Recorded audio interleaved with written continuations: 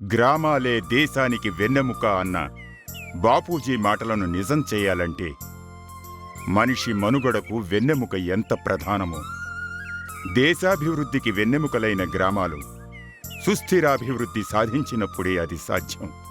బాపూజీ స్ఫూర్తితో జవహర్లాల్ నెహ్రూ గ్రామీణాభివృద్ధికి ప్రధానమైన విధానం ఆయకట్టల నిర్మాణం అని, సాగునీటి ప్రాజెక్టులు ఆధునిక దేవాలయాలుగా గ్రామీణాభివృద్ధికి కావలసిన అవసరాలను తీర్చే సాగునీటి ప్రాజెక్టులను దైవస్వరూపంగా భావించారు. ఈ దిశలో ఎన్నో ప్రాజెక్టులు, విధానాలు వస్తున్నప్పటికీ సాధించవలసినది ఎంతో ఉన్నది అనడంలో ఏమాత్రం సందేహం లేదు. అంతెందుకు, మన కోదాడ, హుజూర్నగర్ ప్రాంతాలను ఒకమారు తిలకిస్తే సాగునీరు అత్యంత అవసరమైన మౌలిక సదుపాయంలా మనకు కనిపిస్తుంది. దీనితో పాటు నేటి సమాజంలో గృహవసతితో పాటు త్రాగునీరు, సాగునీరు, విద్య, వైద్యం, రహదారులు, విద్యుత్ సదుపాయాలు మరియు సంక్షేమాన్ని గ్రామస్థాయికి అందజేసినప్పుడే ప్రతి గ్రామం నివాసయోగ్యమైన స్వర్గధామం అవుతుంది.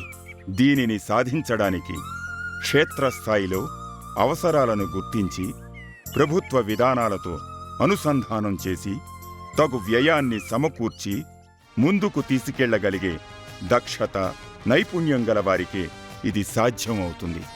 అదృష్టవశాత్తు మన మధ్యలో అటువంటి ఒక నాయకుడు తాను ప్రాతినిధ్యం వహిస్తున్న ప్రాంతానికి అహర్నిశలు కృషి చేస్తూ నియోజకవర్గ ప్రజలకు అండదండగా ఉంటున్నారు. ఆయనే కెప్టెన్ ఎన్ ఉత్తమ్ కుమార్ రెడ్డి గారు.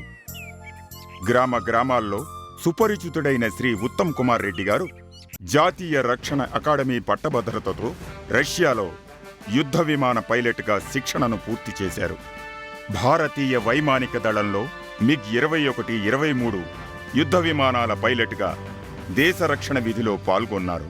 రాష్ట్రపతి భవన్లో అప్పటి గౌరవనీయులైన ఆర్ వెంకట్రామన్ మరియు డాక్టర్ శంకర్ దయాళ్ శర్మల వద్ద ఉన్నత పరిపాలనాధికారిగా విధి నిర్వహణలో ఎంతో అనుభవాన్ని గడించారు.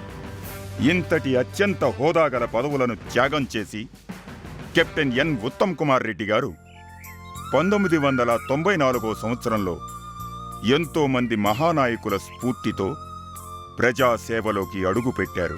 అప్పటి నుండి 3 పర్యాయాలుగా శాసనసభకు ఎన్నికయ్యారు.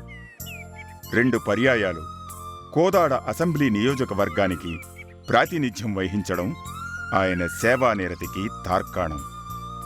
తదనంతరం కొత్తగా ఆవిర్భవించిన హుజూర్నగర్ నియోజకవర్గానికి ప్రాతినిధ్యం వహిస్తున్న కెప్టెన్ ఎన్ ఉత్తమ్ కుమార్ రెడ్డి గారు గృహ నిర్మాణ శాఖామాత్యులు అవ్వడం ఒక మాజీ సైనికోద్యోగిగా ఆంధ్రప్రదేశ్ రాష్ట్ర చరిత్రలోనే ఇది ప్రప్రథమం.